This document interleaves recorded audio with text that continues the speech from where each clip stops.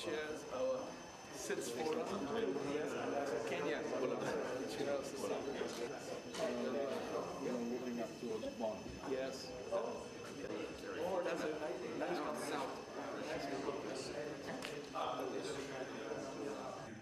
Dr. Gomen, Excellency and his team for organizing this meeting. Thank you for inviting me this morning to be amongst friends. Fiji very much values its membership of the ACP group of countries, and I want to begin by expressing my sincere appreciation for the support you have all given us over the years, and especially the support you are giving Fiji in 2017 as we take on the dual but complementary responsibilities of co-chair of the Ocean Conference and of course the incoming president of COP23, as you know, which will be held in Bonn, Germany towards the end of the year. It is a critical imperative for all of us that we persuade the world to take urgent action on climate change and the deteriorating state of our seas and our oceans. As I keep stressing, the two are linked. I'm delighted to be able to participate in this important event, to share our experiences on unlocking the potential of the blue economy for the sustainable development of small island developing states. I would like to especially thank Dr. Gomen, Excellency, and his team for organizing this meeting. This dialogue on the margins of the Ocean Conference is extremely important for all of us. Never before has it been so critical to speak not just individually, but as a bloc, as we all focus on the implementation of SDG 14. Because acting in concert and speaking with one voice is the best way for ACP countries to mobilize the rest of the global community to join us in our determination to roll back the tide, so to speak, to reverse the ever spiraling decline in the quality of health of the oceans and seas on which so many of our people depend. We all know what is at stake with the simultaneous threat we face, whether it is the impact of climate change or continuing to degrade a precious resource at sea that has sustained successive generations and that we merely hold in trust for future generations. Simply put, our survival is on the line. Our ability to sustain our people and ensure their security, not only from the elements, the extreme weather events that threaten our very existence, but our ability to feed ourselves. We continue to have droughts and cyclones destroy our food security on land and continue to degrade an important source of nourishment in our oceans and seas, as well as the principal source of income for so many of our people wherever we live in the world. As I stressed in my opening statement yesterday, the time to act is now.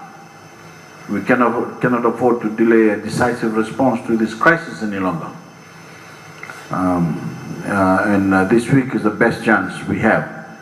Your Excellencies had as a community of nations to develop a consensus on the best way forward.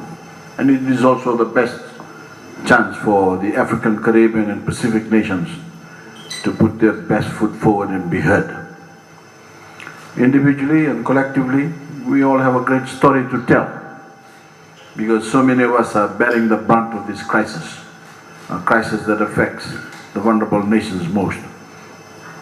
We also have a great story to tell about some of our own efforts to relieve the ever-growing pressures on our natural environments.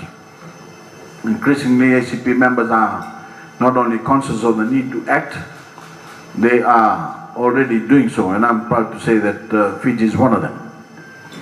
We do not believe that putting the health of our environment first in any way jeopardizes our development.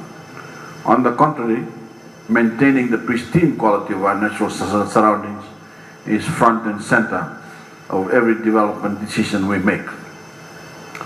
In Fiji, no development takes place until we can be sure that it is environmentally sustainable.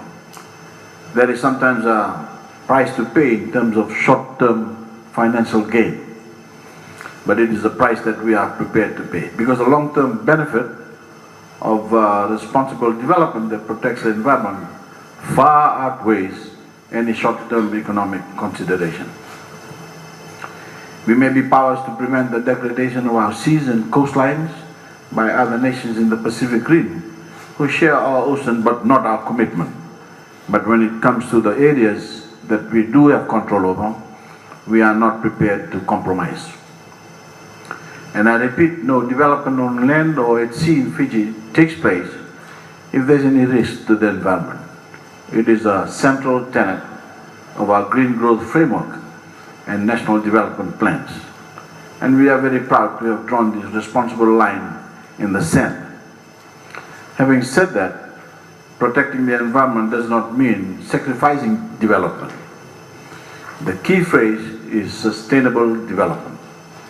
And embracing the blue economy represents the opportunity to realize the great economic potential of the oceans, as well as ensuring their long-term sustainability. As we pursue this goal, Your Excellencies, we very much appreciate the support of development partners like the EU, who recognize the challenges we face and are willing to assist us to strike the right balance. We in the Pacific certainly appreciate the fact that while the EU is the largest fisheries consumer in the world, it is siding with us in our effort to protect our long-term interests. It is standing shoulder to shoulder with us in the fight against illegal fishing, unreported and unregulated fishing in the region, to maintain healthy fish stocks for future generations. And it is an example that we all ask nations to follow. For Pacific Small Island developing states, the stakes could not be higher. With the ocean making up almost 98% of our region's area, with our cultures, heritage and traditions entwined with the ocean, and with its resources serving as a critical source of our food security, prosperity and well-being, the ocean is central to our way of life. While Pacific nations rightly identify ourselves as stewards of the ocean in our own part of the world, we cannot save our waters on our own, and nor can the nations of the Caribbean or coastal nations of Africa.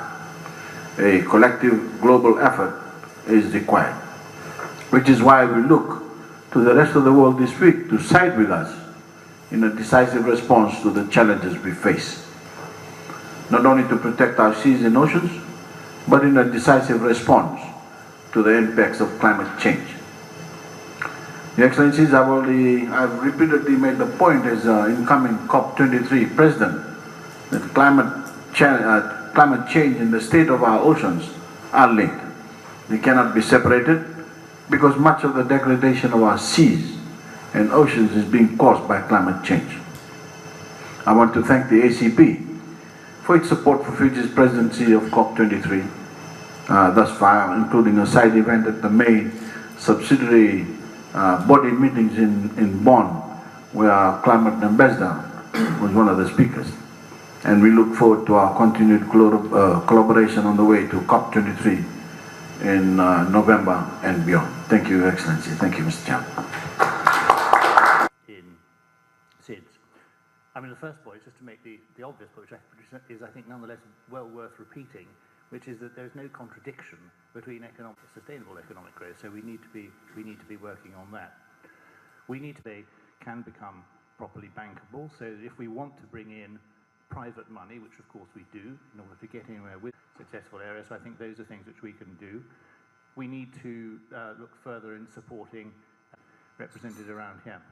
And I think we also need to look at ways of financing less obvious projects. Oh, okay. Oh, yes, yes. Yes, yes, yes. Yes, yes.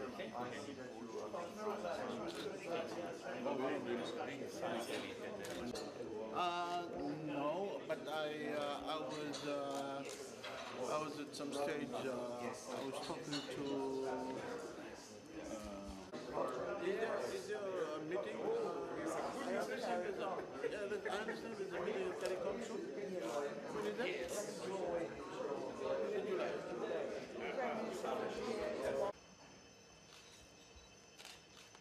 Thanks so much. Naka. Naka.